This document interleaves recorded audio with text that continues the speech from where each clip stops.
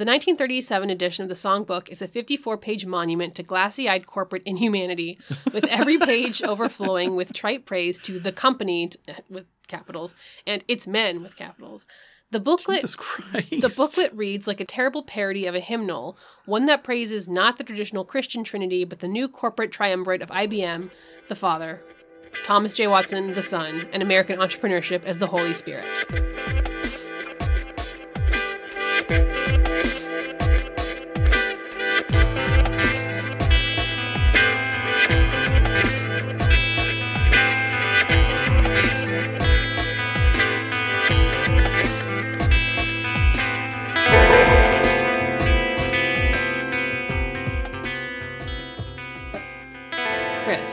Kayla. Have you ever been in a cult? Probably. I mean... Actually, wait. I should frame this question... Based on what we've talked about on this show, yes. I should frame this question in a better way. Have you ever worked for a cult? I almost joined Cutco.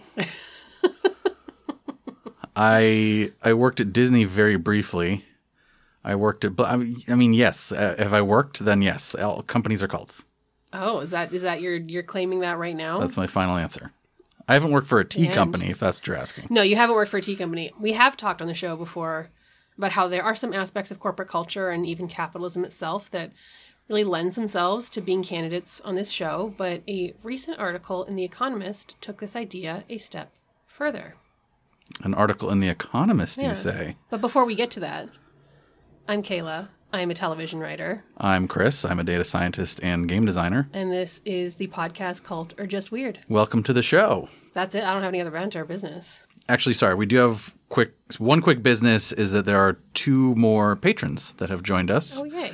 In the past 2 weeks. And, of course, as part of the benefit for signing up for our Patreon, you get a shout out on the show. Or a sing out, apparently. Also, it's a sing out. And also, we put you on our show notes. Beautiful. Thank you. That's my budding musical career as of right now. Who are our new patrons? They are Athena of Cave System, sort of a longtime friend of the show. At least we've corresponded before. I believe Athena is a tulpa, and they have a system. I forget how many. But anyway, they are now supporting us on Patreon as well, and we are very appreciative. And we also have recently been supported by one Amy Sarah Marshall. Thank you so much to Athena, Cave System, and Amy Sarah Marshall for your support. We really appreciate it. Welcome to the Patreon. Welcome to our cult. Oh, we're so clever. Get out of here. You know, remember how we cleverly named our Patreon levels after there's like initiate and cultist? And yeah. Yeah, we thought about changing so those. Lame. I don't know. I know. I'm uncomfortable now. I know. I argued against it. Comfortable with our own naming system. I liked the lameness. Yeah. It's not that it's lame. I just worry that it's trivializing. But what are you going to do? We're going to keep doing it. We're going to keep doing it. Yeah. And we're going to keep doing the show. I want to get back to what we were talking about before we introduced ourselves. The Economist. Yeah, you were promising to read me an article directly from The Economist. That is basic. This episode is a deep dive into one article today from The Economist. I'm basically just going to read it verbatim. I am not exactly an avid reader of The Economist. Like, I generally have a view of it as it's an overall decent news source in terms of, like, truth-telling. Like, the facts are probably right. I believe they still do journalism. They still do journalism. It also has, like, a noted dedication to a radical centrist political viewpoint. So, like, it's not really a bias that I jive with, but overall it's generally considered to have, good rigorous fact checking, which is good, but it's got a high price point, which makes it really only accessible to the wealthy. So that's not good. As subscriptions go, it's pretty expensive. How much is it? I don't know. It's like, isn't it like $100 something a year? Ew. Hang on, let me check. Oh, actually, sorry, I just looked it up. I was wrong. It's $200 a year digitally. Holy shit. It's even more than that if you do digital plus print. Woof. Okay, well, that's only accessible to a small portion of the population, so, maybe that's not so good. But clearly they are using some of that wealth that they have acquired to get some pretty decent ad algorithms, because I happened to be scrolling our Instagram account one day and I was met with this. Do you work for a cult company? Take this test to find out. Oh, there's a test. Was it our criteria? Did they steal it? Because if they did and they charge $200 a year, that means we have like a big fat lump of money that we can sue from them. There is criteria. There's criteria? It's art. Oh, I'm suing. We'll get Let's to sue. that. Okay. This copy was paired with an image of a red background and a businessman figure in the foreground sitting in like cross-legged or lotus position wearing business casual dress. He was seemingly levitating above the ground, and his head is stylized as like the all-seeing eye. So that quintessential Illuminati symbol, think of the top of the pyramid in the American dollar bill. The W in our logo. It's used to quickly connote cultishness, which is why we used it. Right. I don't click ads. I clicked this one so fast my fingers got whiplash. This was made for us. Finally, the algorithm finally got Kayla. I was hoping it would be like a BuzzFeed style quiz, like, 10 signs your company is a cult, and it would just have like GIFs from Parks and Rec. Mm-hmm. It wasn't that. It was a little bit better, I guess. Instead, this is an entire article dedicated to pinpointing the telltale signs of a workplace that has slid into cult behavior, focusing largely on a set of criteria. Criteria! Hey. The article is written could we seriously sue them? Probably not. Man, because that's how we monetize this podcast finally. No, I don't think we will be able to sue because in general, I don't think you can sue over lists. But how else are we going to monetize the podcast, Kayla? Don't know. That is the best monetization strategy, in fact, I've ever... All this advertisers, well, fuck that. Sue the Economist. Sue the Economist. The article is written for the Bartleby column, which journalists write for anonymously. I even reached out to The Economist several times to try and track down the actual author of the article, but they did not respond. I think that's A, I think they don't respond to me because who the fuck am I? B, I think that's part of cult or just weird, the people that are going to sue you. I think that's the purpose of the Bartleby column is that journalists can do their jobs better by being anonymous. Okay. I think actually, I think that might be an Economist principle. I don't know, whatever. The article is titled, Company or Cult? The dividing line between firm and sect is often thin. How to tell them apart. Yeah, it's tough to tell apart all the different sects. It really is in this day and age. So for this episode, I wanted to dive into the content of this article. As we go along, I'm sure our own experiences are going to come up and maybe we'll recognize some of what we've gone through in our careers as we dive into the article. Before we jump in, I do want to clarify that we're not talking about clearly identifiable cult companies like MLMs or Celestial Seasonings and other cult-founded endeavors. That would be way too easy. Today, we are talking about regular old corporate life in today's economic system. Cult or just weird? Let's go. The article starts, quote, "Here are some common characteristics of cults. They have hierarchical structures. They prize charismatic leaders and expect loyalty.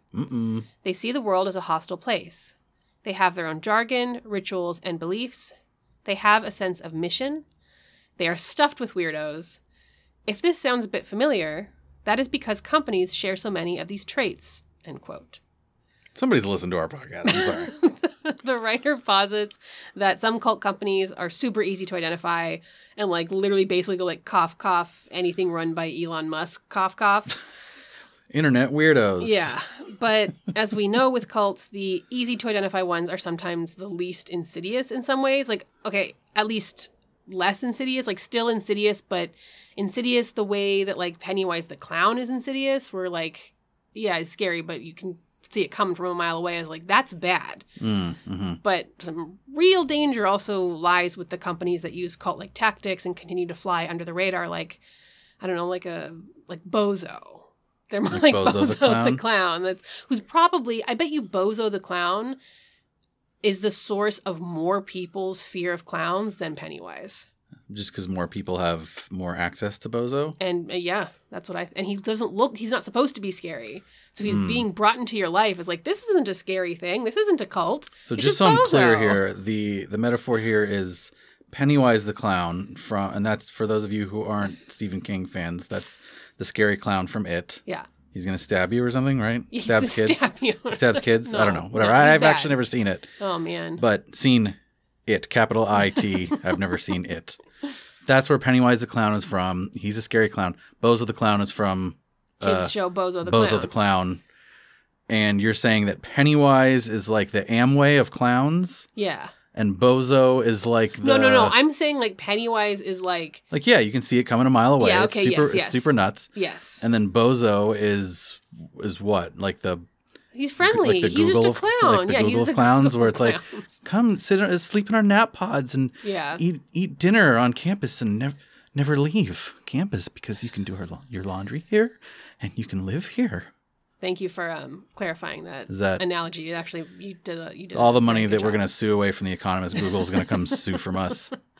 So The Economist has put together a list of traits or criteria to help you identify if you work for a cult company. And we're going to go through these. Number 1, workforce nicknames.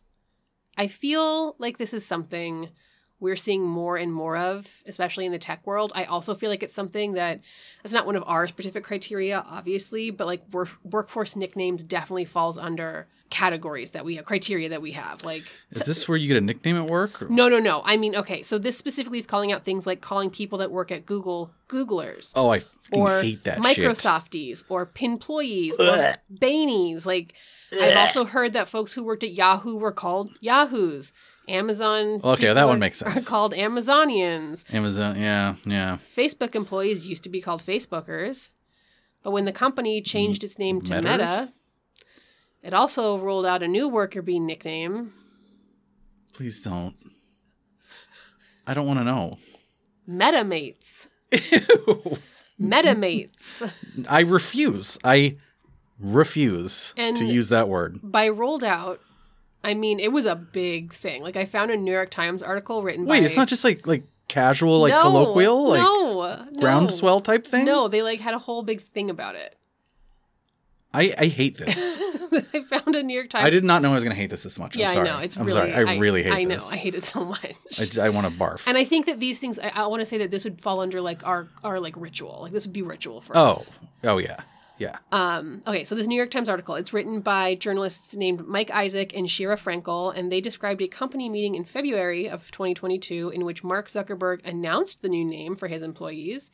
And this new name paired with new corporate values, shifting from things like be bold to now live in the future, build awesome things, and my favorite, Metamates, me.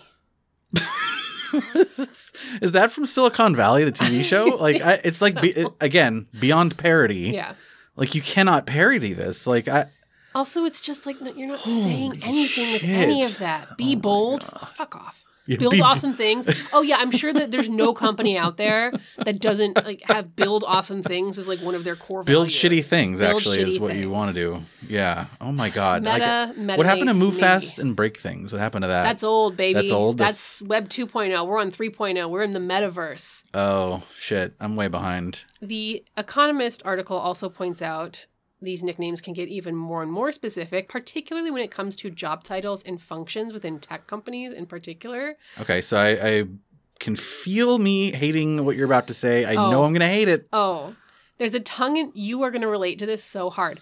There is a tongue-in-cheek call-out of the fact that, quote, if you work in the finance team and are known as one of the apostles of the thrice-tabbed spreadsheet, you have already lost your grip on reality. Tell me you have not worked at a company where, like, you could have heard that be thrown around. Oh, definitely. I can think of specific cases, actually. I just remember the word evangelist being used. I feel like evangelist is used in like tech companies now, where you're like that's a way of describing a job function. Oh yeah, I mean that was actually like part of my job function was like we talked about that being like, oh, you were the apostle of the thrice tabbed spreadsheet. Data evangelist. Yes, data evangelist. I remember that word being thrown around. And I kind of want to barf now, but like back when you asked me the question at the beginning of this episode of like, did you ever work for a cult? Like, part of the answer to that question is like, we've all done some stuff in our past. We've all killed a man just to watch him die. Yeah. No, I've done much worse things, like work in data science. Like use the phrase data evangelist. Yeah. And like, I don't, it's not the worst thing ever, but it's just, it's kind of cringe. And I don't know. We're always evolving as people. That's really what I'm trying to say here. And when you're in it, it's different than when you're looking, when you can be on your my judgy high horse out here. I know. I think I still have friends from the business intelligence team at Blizzard where I worked listening to this podcast. So I just want to say, I don't think any of the stuff we did was lame, but I think maybe if I ever called myself data evangelist that like I owe you a beer or you should backhand me or something. I don't know. Not that like data's great. Just the title is kind of stupid. It's kind of cringe. I do wonder if these kinds of nicknames and like this focusing on like pithy corporate values and whatnot are like specific to what I and I'm sure others perceive to be like a rise of jargon, like a rise in jargon when it comes to corporate culture. Like there's always been jargon, obviously. Sure. But it seems to be at least like getting called out more, which makes it seem like there's more. Like, I mean, we've all heard "Don't be evil." Yeah, that was Google's slogan early on. Yeah, or and then they couldn't handle it, and they stopped. Yeah, they're like, "Don't be evil." I guess we have to be evil. I don't know. Be super evil. Move fast and break things. Like those are the slogans, and you're hearing jargon like, let me download this, which I hate. Let me circle back. We'll circle back. Let's sync up, whatever. People make fun of it all the time. I don't need to get into it. But what I heard recently on like TikTok was, let's double click into this. Ew. Can you think of anything worse than that? No, but I also like totally get it. I get it. I totally get it. I should try and find this TikTok that I was watching because it was talking about how this like rise in corporate jargon has actually like sapped our words of all meaning. When everything is replaced with jargon, it's actually becoming more and more difficult to communicate with each other. And I kind of can see that. Anyway. Yeah, let's circle back on the deliverables after we explore some of the synergies here. I remember. Now, are you responsible or are you accountable for this project? Do you know what a RACI matrix is, Kayla? I feel like 2 weeks ago I was yelling at you about how much I hate the term deliverables. Yeah. I actually don't hate that's like one of the ones I don't hate because it's like that's a word that cuts through some of the bullshit to say like, okay, what am I actually doing here? Right. Like here's a big email thread. Right. A bunch of people are sort of like expressing some vague desires into the ether. Right. What is the deliverable? What is the piece of paper I'm putting on your fucking desk? Deliverables is good. I just have seen it abused so badly. Oh yeah. Have you heard of a RACI matrix? No. RACI? No. Responsible, accountable, consulted. What's the I? I forget what the I is. Ignored. Oh, informed. Oh. Yeah, actually, yes. So if you're responsible, it means you're actually responsible. That's like you're doing the labor. Accountable means you're like the project sponsor. Okay. So like if it goes wrong, you're the person that you yell at. Manager. Yeah, one person's the boss, and one person's the peon. Sort of. And then C is consulted, and that means like, hey, I need some help on how to do this code. Can you tell me how to do it? And then informed is like, hey, Steve, we're doing this thing just so you're aware. That's like a whole thing, RACI matrix. It's to like help figure out like who the stakeholders in a project are. I hope it's helpful. Does that even relate back to the show? Yes. Oh, because you were talking about jargon. Yes. Yeah. Yes. No, you were talking about jargon, and for the jargon, like you're trying to facilitate communication, right? Mm-hmm. And for the nicknames, you're trying to facilitate like a shared identity, right? Right. It sounds nice. You want to have a shared identity. It also sounds culty. What would we call ourselves? Culters? Weirders? I don't think we should call ourselves anything. Kajuwawars? I think that we should not. To me, it's culty to say you're a Googler. You're not a Googler. You're an employee. You're a person with an identity outside of your job. Kayla, we're a family. No, hold that thought. Trying to conflate your employees' like whole identity with their job function like feels kind of weird and messed up when you think about it. Yeah. I don't even have to think about it very hard. That feels very messed up. As the Economist article points out, it could be a red flag that you are working at a cult company. To double-click into the issue of nicknames and similar tropes stripping workers of their identities, the New York Times reported that some Facebook employees reacted to the new MetaMates name and coinciding corporate value slogans as having, quote-unquote, military inspiration or making workers feel like, quote, a cog in the machine. So, yeah. Yeah. I mean, you know what's funny? Like, we're talking about all the companies we're mentioning here are like tech companies. Yeah. They're like all Silicon Valley companies. Yeah. We've talked about doing just like a whole episode on Silicon Valley specific. I guess this is sort of like heavily Venn diagrams into that, though. Yeah, this is that episode. Yeah, because it has so much influence on the rest of corporate culture. This is that episode. We'll talk about it a little bit, like why that is, but yeah, this is... I hate to conflate, like, all of jobs are tech, because they're not, but that's kind of where we're at. The next criteria in the Economist article was corporate symbols. Actually, you know what that reminds me of? Is our third episode on the Irvine Company? Oh, don't worry. Because that was like the question I think that our music producer asked me. He's like, "What made you think Irvine?" I'm like, honestly, it was the logo. It's the logo. Yeah. Like, I had a little bit of a tougher time with this one. Like, in my head, I was like, what are they talking about? And then I was like, oh, like logos? Because we have talked about logos as symbols and as parts of ritual in like past episodes, like when we talked about the Irvine Company. And this article states that, of course, things like uniforms are symbols for certain jobs, but like make sense for some jobs and don't necessarily carry an air of cultiness. Like, of course, a firefighter is going to dress like a firefighter. You need to dress like that for the safety. Of course, a referee is going to dress like a referee. Like, they need the visibility. But does the firefighter really have to like have the exposed midriff with like the six pack? What's the point of being a firefighter if not that? I guess you're right. The article also makes a good point that many companies, especially like, again, modern tech or finance companies, go overboard with this. So like think about things like corporate merchandise that are intended for employee consumption. So mugs, hoodies, t-shirts, totes, hats, pins. Like, how many corporate hoodies do you own? Blizzard swag. I have so much Amazon swag. Corporate swooty is what I said. Sorry. It's a swooty. You own swag so much hoodie. Corporate swag hoodies. Like, you... I know. From like places you haven't even worked. Actually, I have a Facebook hoodie just from like... Yeah, you have a Facebook hoodie. You have an Amazon going hoodie. And touring Facebook with some friends. You have an Amazon one that I stole. You have a bunch of Blizzard ones. We partnered with Amazon. I'm just saying, you have a lot of corporate swag hoodies. Yeah. And I think from Blizzard, I have like 5 or 6 at least. There's like a couple from the dev teams. There's like one that's business intelligence specifically. Then there's like a Blizzard one. Did you ever wear them to work? Yes.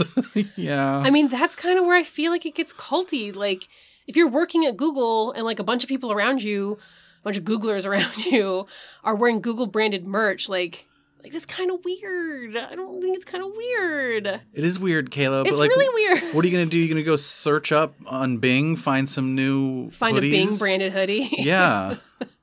You should wear a Bing branded hoodie to your job at Google. That'd be baller as fuck. Anyway, it goes back to the quote, like, your job. This is me quoting myself. This is just me. This is not even me. Great Kayla. I don't mean me quoting myself. I mean, like, I was about to say quote, but this is just air quotes. You know, your job is the defining thing about your identity. Right. Your job is your identity. Like, I'm sure the argument from corporate relates, again, to the idea of shared community or like feeling like you're a part of something. But it feels like the flip side of that is the flattening identity and the removal of the self in favor of the persona of worker. Yeah, it is a hard line to toe because like you do want people to feel like they're deriving meaning from their work. Right. But I don't know. I feel like Silicon Valley frequently takes advantage of that rather than fostering it. Sure. You know, like in the old world, it was like you work for IBM for 30 years and like your identity and meaning came from the fact that you like worked on I worked on 3 different projects that were super important and I've been there for 30 years. And now it's like, that's not going to happen anymore. So you kind of have to like force it by saying like, you're a Googler, have a t-shirt. Right. And you're a millennial. So you want to make a difference? Let's go make a difference. That's why all these companies are like, let's make a difference. Well, and also companies, I mean, I can't speak for every Silicon Valley company, but the era of the pension is over. What's a pension? Yeah, exactly. So like you can't, how do you foster loyalty from your employees when you're not going to take care of them in the long term? Right. You give them a hoodie. Yay, and hoodies. You foster a culture in which the identity is so important that it like subsumes everything else. Or as the Economist points out, quote, warning signs include pulling on a company branded hoodie at the weekend. Oh, I've done that too. Oh my God, I wear your Amazon hoodie all the time. Are we just like, why don't you guys just go watch Severance actually? Because like, we will get to that, my friend. Okay. Brought to you by Apple. Fuck. How different is any of this from like the shared community of alike clothing in high control groups like Heaven's Gate with their tracksuit and Nikes, or like the red robes of the Rajneeshis or the plain dress of the Amish? Like, we can make a comparison. In these groups, it's easy to argue that the similar clothing mandated by the group serves, like, as you know, critically we can stand here and go like, that serves to strip the followers of individual identities in favor of being part of the shared identity of the community. It's a control tactic. Yeah. Is it a control tactic then to hand out Amazon hats to your Amazonians? Definitely. So. Definitely. That's number 2. I mean, people that come on the show, I send them a gift. We give them those thermoses, those branded Cult or Just Weird thermoses. And yes, it's a gift, but part of it's like, ooh, that's going to make them remember us fondly, and maybe they'll drink it at their place of Everything's work. a cult. You can't give somebody a gift or else it's a cult. That's not what I'm saying, Kayla. What I'm saying is it's not like I'm sending them like a meat basket from Omaha Steaks or something, right? Like I'm sending them branded swag for the podcast, which there is an element of self-serving there. There really is. There, just to admit it. Here's something we don't do. This is number 3 on the list, on the criteria list. Surveillance. This is something that I think has gotten worse for some jobs during the pandemic, especially like office jobs that turned into work from home. Like, surveillance is kind of an extreme form of micromanaging. So it's keeping track of your employees' every move. Some corporations use tools like mouse and keyboard trackers and alerts the boss if there hasn't been a tap on the keyboard or on the mouse for an allotted amount of time. Or there is screenshotting software that takes random shots of employees' computer screens throughout the day and sends them to management. Fuck whoever built that. Yeah, honestly. literally. You're going to hell. Those are like hard surveillance. There's also like softer surveillance of just, you know, status monitoring that comes when a company uses a system like Slack. So Slack has a color-coded icon to kind of show if someone is how idle they've been. Yeah, if you've been idle, your circle is yellow. If you're at your computer, if you're at Slack, your circle is green. This is giving me anxiety, as you say. Like, I'm sorry, I'm like freaking out here now. Many office workers have talked about this like soft surveillance phenomenon during the work from home period of the pandemic, in which managers will hound them about their status colors throughout the day, letting it like, why were you yellow for an hour and a half during lunch? Your lunch is an hour, like that kind of thing, which serves to communicate to the employee like, you are constantly being watched. My job as a manager is simply to watch you do your job, even when you are not in the office. Can't even tell you how much I hate that. I hate that. I viscerally hate that. And you know what else is fucked up? And maybe you're going to mention something about this, but like most of us are knowledge workers. Like we're not working in a coal mine where it's like you mine X amount of coal per hour, therefore we want you down there for 7 hours. This is like knowledge work. It comes in fits and starts, and there's points when you're in flow and points when you're not. And so like I don't understand, like it's just such a mismatch between like management style, which is like the most positive way I can refer to that mismatch of management style, when what it really should be about, Kayla? Deliverables.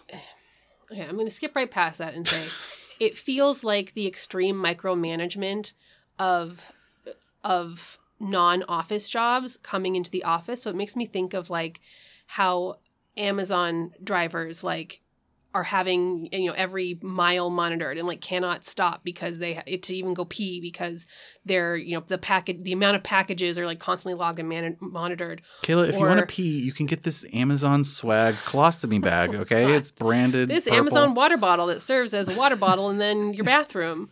Or again, to talk about Amazon, the warehouse floor workers are heavily monitored. Like you cannot take bathroom breaks, you cannot do X, Y, and Z. I've heard the bathroom breaks thing come up a lot in talking about warehouse work or food services, where managers are like monitoring how long employees are going to the bathroom. And it's like that. So it's taking that extreme micromanagement and moving it into and adapting it for a work from home job, which I don't know who thinks any of these are good ideas. People are dying on Amazon warehouse floors because of these practices. You didn't tell me I was going to need a stress ball for this episode. Sorry, I did the research. It's funny that you are like sitting there stressed out, because the next thing I say is this level of surveillance is crazy making. Yeah. How can somebody feel like they are being trusted to do their job if there's somebody constantly looking over your shoulder? Like, how can you feel safe and secure in your life if every trip to the bathroom might be met with, like, somebody standing out there with a stopwatch being like, where are you? You either, like, sending you a message or being like, tick-tock, tick-tock. Like, this is simply a high control tactic. It's not good management. It breeds paranoia. And it makes me think about, like, the peer monitoring system that was present in, things like Twin Flames universe. Yeah. Where members were encouraged to, like, observe and snitch on other members if they were doing, like, the wrong things. Yeah. If you are on social media during company time, that's theft, and you should report it. Even though time theft from employees is, like, a way bigger problem. Oh, yeah. Huge. Enormous, yeah. Huge. I get very, and by theft we mean not paying workers, like, overtime that they have earned. Duly owed, right. The thing that really boils my pickle about this whole thing is that I don't, like... Who thinks this is a good idea? No, the research is done. Like, there's tons of literature out there. But like, this is not good for anyone. Literally, this is a known, this is a studied thing. Like, we have heavily studied this because people really do give a shit about productivity. Right. And, like, everything points to, like, people need agency and autonomy and they need to feel invested in their work. Like, all of this is, like, literally counterproductive, like, in the most literal sense of that word. Right. I don't get it. I don't get it. But that's why, I mean, here's me going out on a limb and saying, like, the not common sense, like, the being counter to sense and common sense is kind of what makes it feel cult adjacent, because it's like it's in that arena of, like, applied insanity. Like, we say we want high productivity, and then we actively employ managers or empower managers who are encouraged to use tactics that stifle productivity, let alone, like, the morality of it, let alone the morality of, like, working warehouse employees to the bone and, like, not letting servers take longer than 5 minutes in the bathroom, or, like, having somebody literally monitoring your Slack away symbol. So I don't know. It's very puzzling. It's very puzzling. But you're right. I think that part of it is that also makes it feel cultier is the, like, this isn't even good for you. Like, it feels like the importance is put on instilling fear in the employee, and that, like, that's what makes me think of, like, the fear of being watched like a hawk, and, like, every move that you make is observed and, like, can and will be used against you. Like, we see that in Twin Flames universe. We see that in, Scientology and NXIVM and the Amish, and, like, that can make it difficult for people to leave cult-like groups. So maybe it's that, like, installation of fear that becomes the priority. Yeah, right. But, yeah, like, maybe it's less about the productivity and more about the, like, the chains. Which is kind of what, like, backfired in the pandemic, specifically with these, like what you refer to as knowledge jobs, or, like, office work or white-collar jobs, where people have the ability to leave those jobs. When we're talking about the more exploited labor class, and we're talking about retail, food service, warehouse work, a lot of those folks are not empowered to move on to other jobs, whereas you'd go a class up to, you and I sitting in our chairs at home, we can make the choice to go, you know what, fuck this company, I'm going to go somewhere else. Like, this kind of surveillance feels like it can quickly lead to burnout and, like, create negative feelings and resentment towards your employer. Like, it's a good way to get people to quit. And we've seen that because now we're seeing headlines about, like, the Great Resignation. And that's because people are fucking pissed off and fed up, because it's not a good way to work. Yeah. So you just reminded me of something that a friend of ours sent us a while back. This feels like its own little maybe Patreon topic. We'll see. But above the API versus below the API. Oh, interesting. Do you remember that? No. That little article lit thing?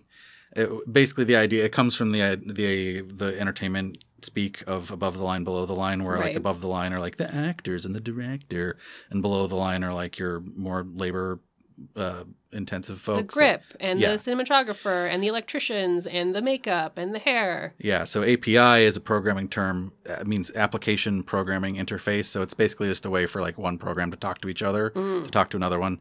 that's not really important for this. What's important is that it's above the API means you are essentially what it breaks down to is, are you telling the computer what to do, or is the computer telling you what to do? If you're telling the computer what to do, you're above the API and you're making bank, and you're a knowledge worker that can move around like you were talking about and can afford to, throw your weight around. If you're below the API, you're being told what to do by computers, and you are a lot less marketable. And so there's this vast divide between, like, it basically means, like, are you coding, or is the code telling you what to do? Fuck the code. Fuck the algos. Ugh. Okay. The next one is a good one. Rituals. I've heard this criteria. Companies will often create, encourage, and perpetuate rituals as forms of team building or morale boosting, and to do something called, or what I'm referring to, is corporate culture formation. Some examples cited in the article are like badges and awards handed out to employees for recognition of various forms of achievement. So think of, Employee of the Month photos, or when you got your sword from working at Blizzard for 5 years. I love my sword. Your sword is, I can literally look at it right now and I love it so much. Literally, people like their career paths are altered by this fucking sword and the shield, the 10-year shield. Right. Like, people absolutely, I've heard multiple stories where people are like, well, I kind of want to look for another job, but I'm getting my sword in 7 months, so I'm just going to hang on for that. Sure. And then I'm like, it's like 7 months of like massive salary difference and like change in your life's trajectory, but you're like, I want the sword. Right. Ugh. So, and it's not even wrong. It's like, that's not a wrong choice. No. Like, but it's really interesting. Walmart has a company cheer that employees are supposed to yell or chant before they start their day. And like, even think about doing things like birthday cakes for employee birthdays, or like when the ladies of Selling Sunset ring the big office bell when they sell a house. There's also companies that do, company-wide retreats, like the talent agency CAA. I think it's CAA. They might all do it. I don't know. Historically have like these big company retreats where they go and like do team building exercises and have lectures and bond together. Or there's like family picnic days and Trust falls. I don't mean to say that every activity a company might put together or encourage is a ritual, but also, yeah, I kind of do. I kind of do mean that. Yeah. The last two things you said, I kind of feel like company picnic is more or less fine, especially if it's optional. Fine doesn't mean it's not a ritual. Especially if it's optional. Fine doesn't mean it's not a ritual. But I think, okay, so I'd say that's like low ritual content, Sure. whereas these retreats, I feel like tend to be very high ritual content, because you get these like, that's where you get the motivational speakers and the workshops and the coals and that's like literally every time you see a documentary about this bullshit, they always have this. Like WeWork had that, Beyonce Nexium plays, had that, and then you like have to stab a nail through your hand. To, right. Like, see all the MLMs see have that if you kind can of crap. handle it. Yeah. Yep. I mean, we know that from doing this show that rituals are everywhere, and like almost any activity can really tip over into that bucket given the right context. So, I mean, I love a good weekly happy hour or bagel Friday, or like a company outing to the movies, or axe throwing or bowling, but like in the right context, axe throwing. That sounds dangerous. Yeah, and not axe bowling, axe throwing and bowling. But did we just invent a new sport? Oh my god, where you throw an axe at the pins? Yeah. I'd play that. Those can fall under the label of ritual especially if their intent is like to strengthen corporate culture at the like sacrifice of the individual identity. Mm-hmm. I even found a research paper written by two Stanford researchers named F. Kersat Ozenk and Margaret Hagen titled Ritual Design, Crafting Team Rituals for Meaningful Organizational Change, that claimed, quote, "This research shows that organizational rituals are most desired for increasing creativity, resilience, and cohesion among team members. It also shows that a ritual design framework can allow for organic, democratic culture building."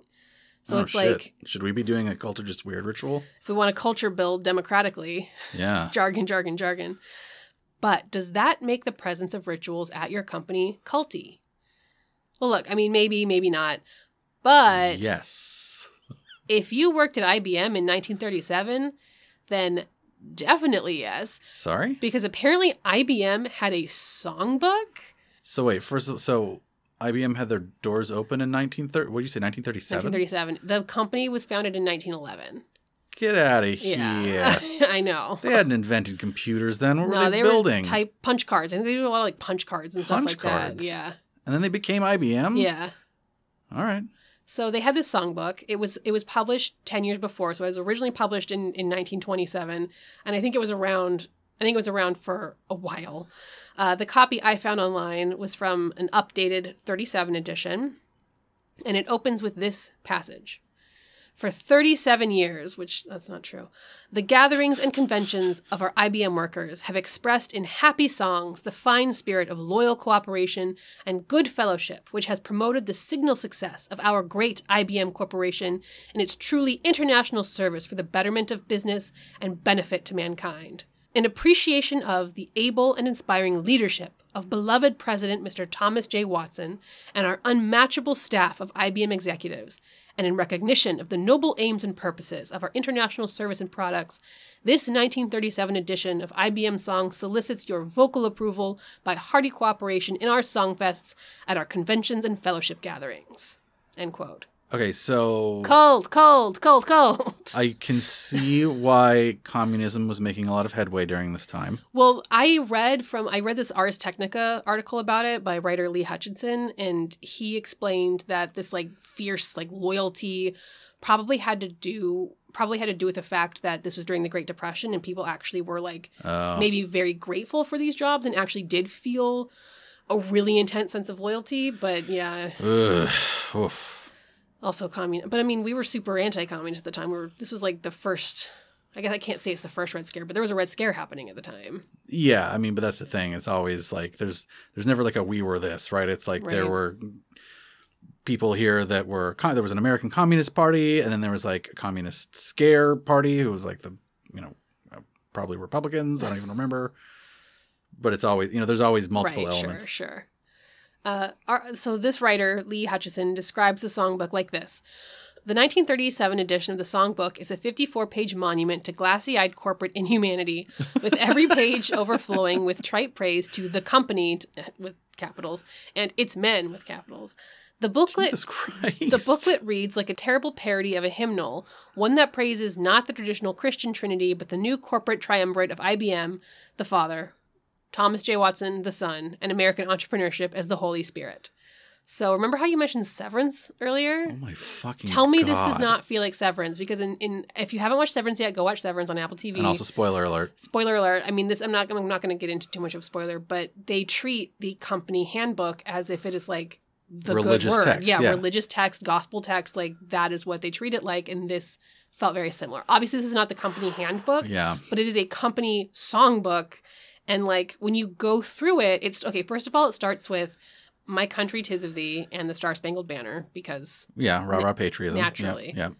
And then it moves on to "Ever Onward," the IBM rally song, and I'm just going to read you all of the lyrics. I don't think that a company should have a rally song. I wish I knew the tune.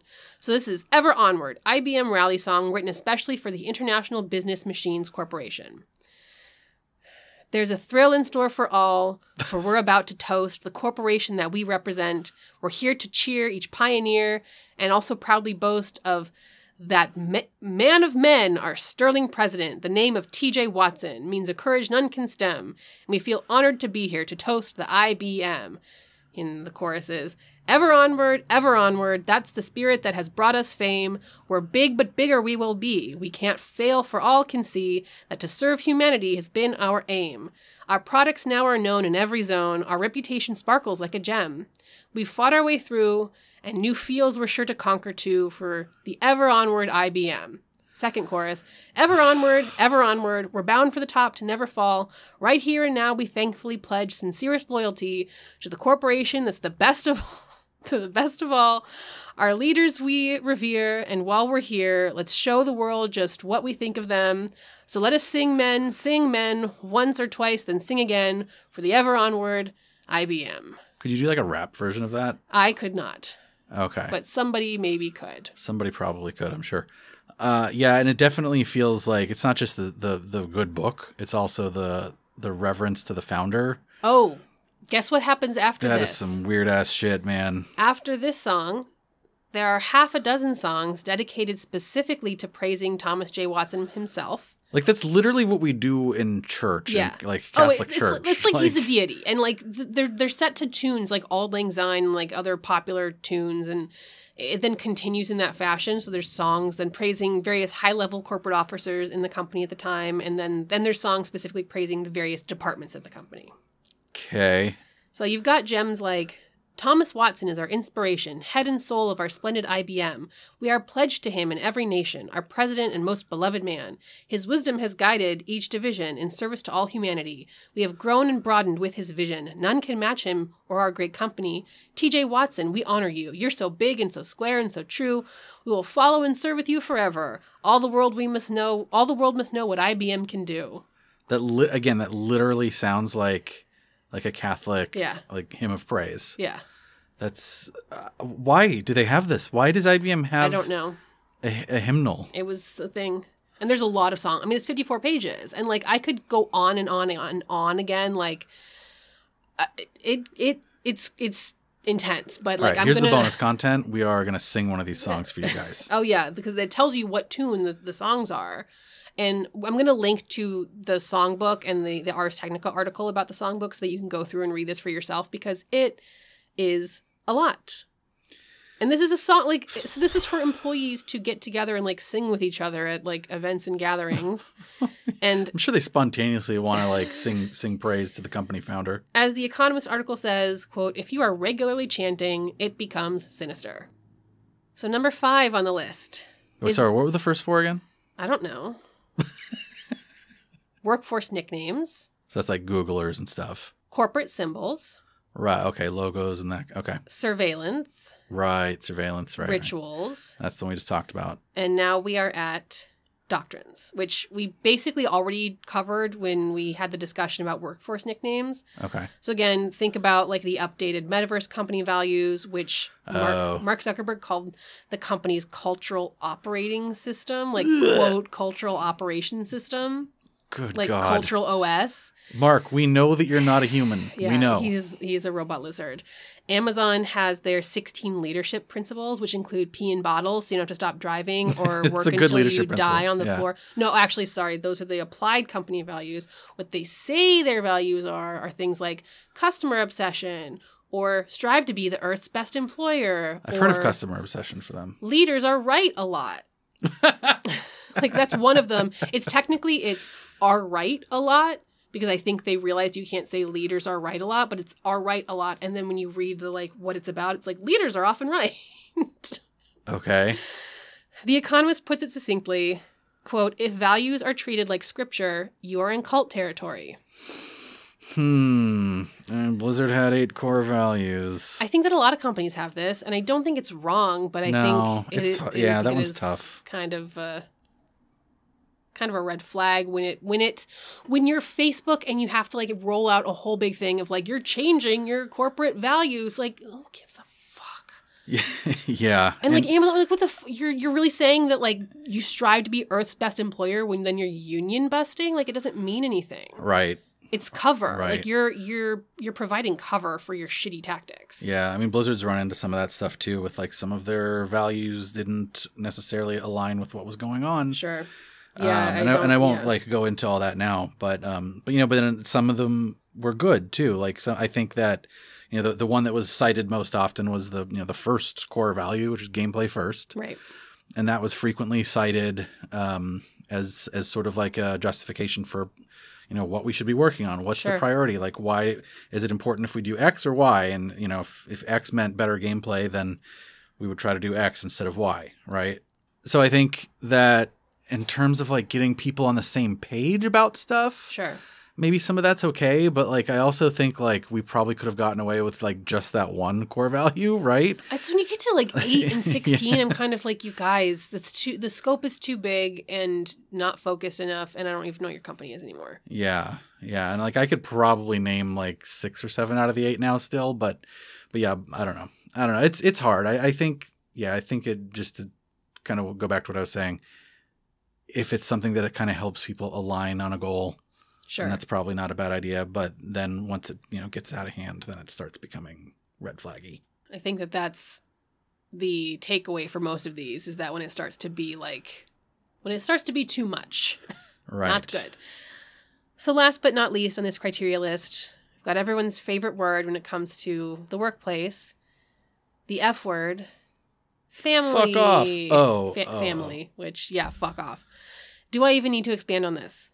If your company constantly calls itself a family or says we treat each other like a family or we're one big family, just be prepared for a shit show. Like, unless you're Dominic Toretto, then it's okay. That's not a job. That's them pulling a job. Yeah, it's jobs every time. But it's a family doing a job, not I'm the boss of the store and you're my family. We're family. It's my opinion, and I am not alone in this, that pulling the family card in a company setting means that employees can just look forward to toxicity. Like, it is a way to emotionally manipulate underpaid workers to dedicate more of their precious time and mind space to an organization that's, like, probably underpaying them and, like, exploiting the fruit of that manipulation. So don't use it. Don't do it. The Economist also points out that it is a manipulation tactic to engender loyalty. Quote, research conducted in 2019 into the motivations of whistleblowers found that loyalty to an organization was associated with people failing to report unethical behavior. And the defining characteristic of families is that you never leave, end quote. So it's like, if you're more like, oh, this is a family, you might sweep things under the rug because that complicates boundaries, and you may feel unable to extricate yourself because, like, how do you leave a family? Now, think about how many cults have also used the word family like this. The Manson family, the Australian doomsday cult, the Family International, a Christian cult originally known as the Children of God. There's many others. It's a bad sign. Yeah, it's not good. And like, you know, I think even if you don't have family in your title, there's often like a, you know, like brother and sister nomenclature within, you know, like weird mom and dad. These are all my brothers. And I kind of think of the leader as sort of like our dad. Yeah.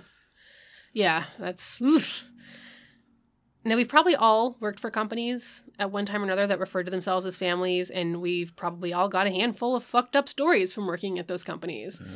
So if you're an employer, stop calling your workplace a family, especially if you require your employees to do, like, 2 jobs for the price of 1, or you want them to, like, be on call after work hours, or cover shifts themselves, or at the last minute, or participate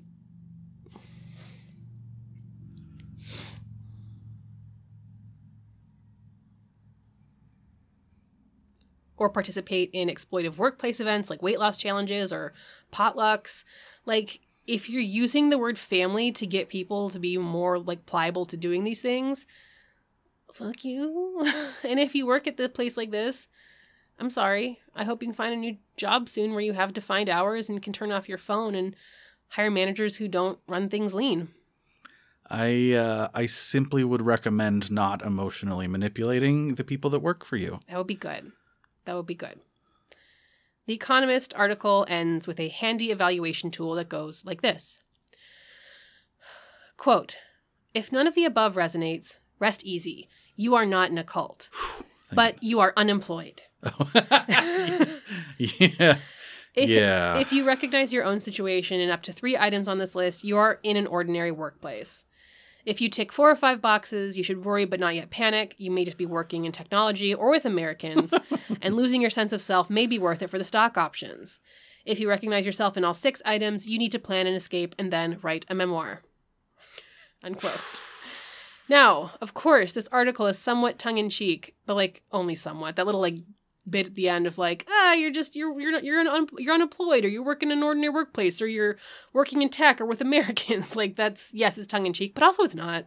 That's why it's funny. Yeah. It's funny because we're all like, that's me. Oh God. Right. Oh, but it's actually not funny, is it? It's not funny. It's serious.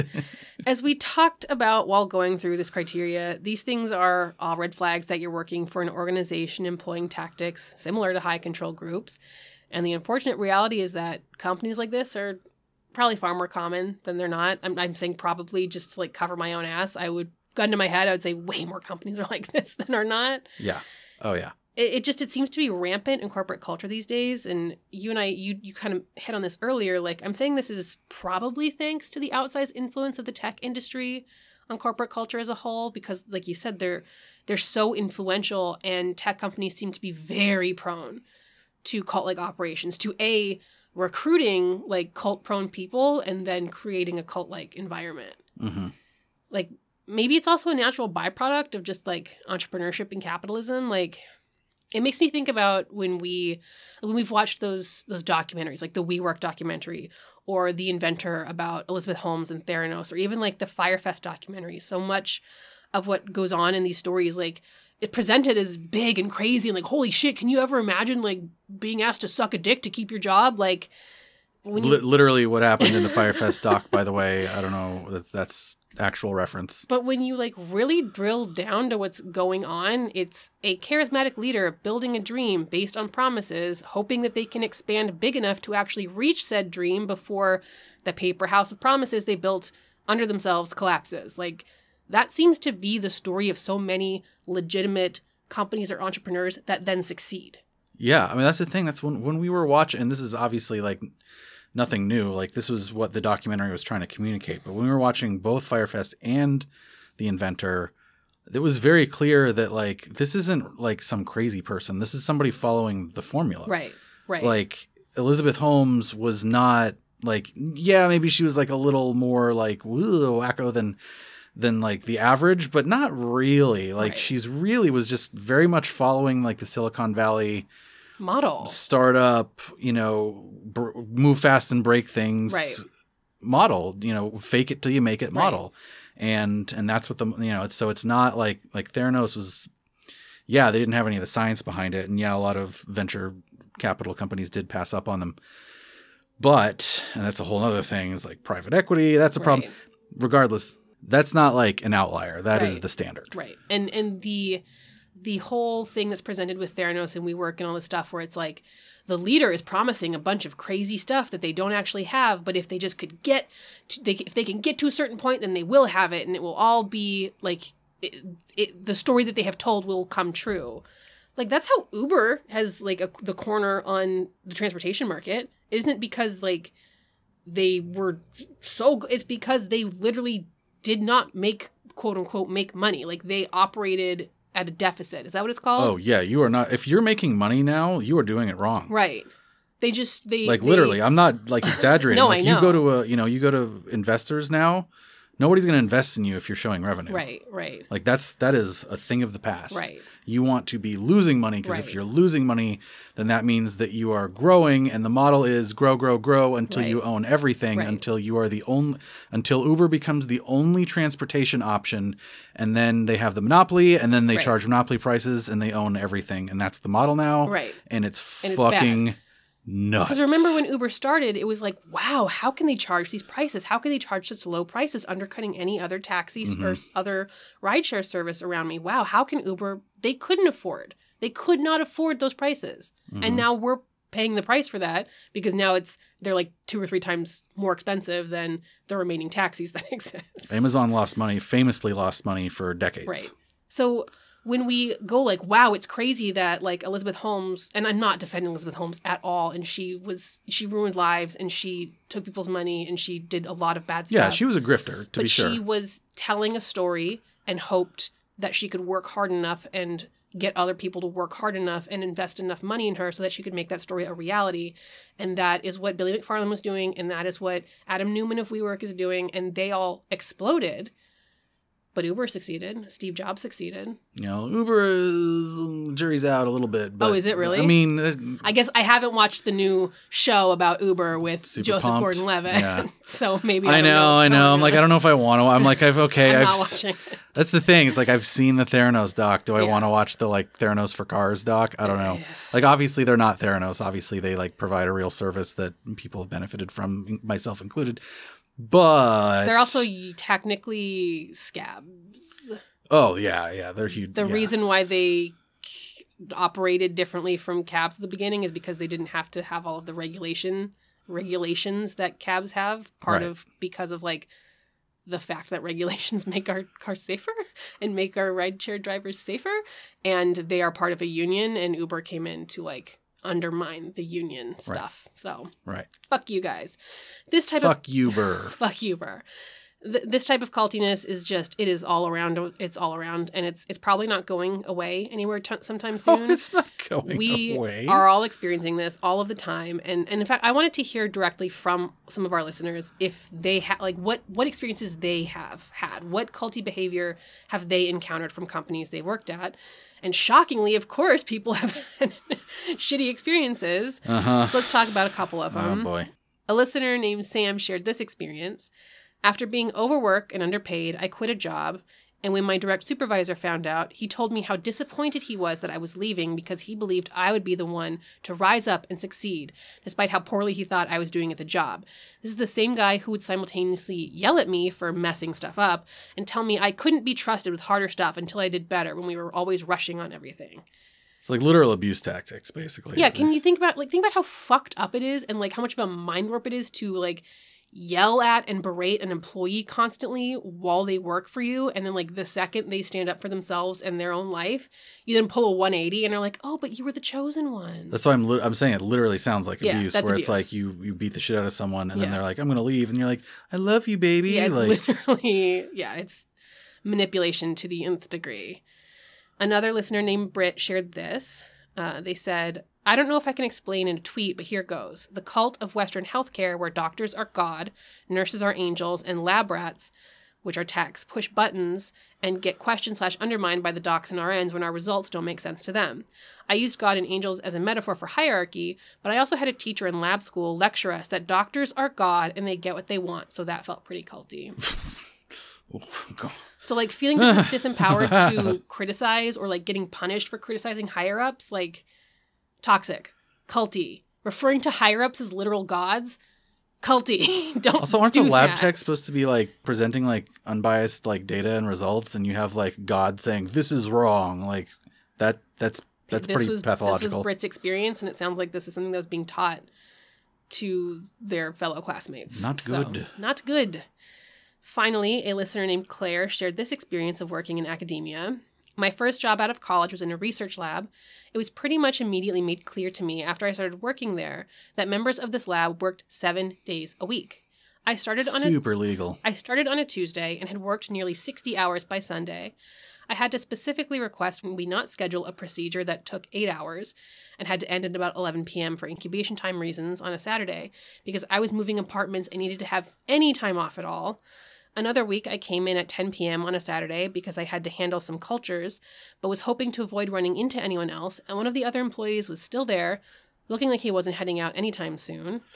All this to say that one day, my boss asked me to speak to a prospective postdoc who was looking to join the lab, and when I came back and talked to her about this person, she was sort of laughingly like, it sounds like she's really interested in the idea of a work-life balance, so I don't think we have quite what she's looking for here.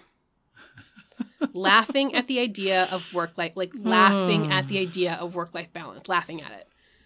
When the underpaid people working for you are going on day 7 of 7 working a back-breaking gig, laughing at the idea of work-life balance. Yeah, man. Like I've been there. Like, the video game industry is notorious for this, and I've definitely been in conversations where there was I won't say like which companies and whatever, but like there was a particular team at one company where part of the promise that they had been hired under was like this work-life balance. And so far that company had been like pretty good about providing that. But then when they were like partnered with another group we were working with, it was more video game culture, let's say. Okay. Like there was like conversations like, oh, those guys, like, man, they're so lazy, like can't keep up with the work and blah, blah, blah. Like, it's because they do like 40-hour weeks over there. Like there was just like this sort of like disdain amongst for doing the like a full-time work week. Yeah, amongst the video game folks. Yeah. I hate to hear that story. I hate to hear all of these stories. It really sucks that most of us have stories like this, like that almost anyone you talk to who has been employed can share an experience that showcases the more toxic extremes of the criteria discussed in the Economist article, which again is about, is your company a cult? I'm not really sure what's to be done about it. I think that unions are probably one of our best bets at empowering workers and rooting out toxic management and bosses at the source, or at least, being able to fight against them. So starting a podcast and bitching about it. That's venting, but I don't know if it's going to change anything. I still think it's the unions. I think that I guess they can help too. I don't know. It's been heartening to see like labor and pro-union movements springing up across the country in so many sectors, and like many of them in the same sectors and fields and companies we've discussed, like the Amazon unions and like Starbucks unionization. So maybe, I don't know, join a union if you can, or organize your coworkers if you can, and share your stories if you can. I appreciate this article calling out the cultiness of corporate culture so starkly. I think this is one of the circumstances in which dragging the truth into the light is one of our best defenses. So if you're being mistreated at your job, if you're experiencing these red flags, and if you're safe to do so, drag your stories into the light. And if you're not sure, take this mini test in the article and brace yourself. This is Chris. And this is Kayla. And this has been Cult. Or Just Your Workplace.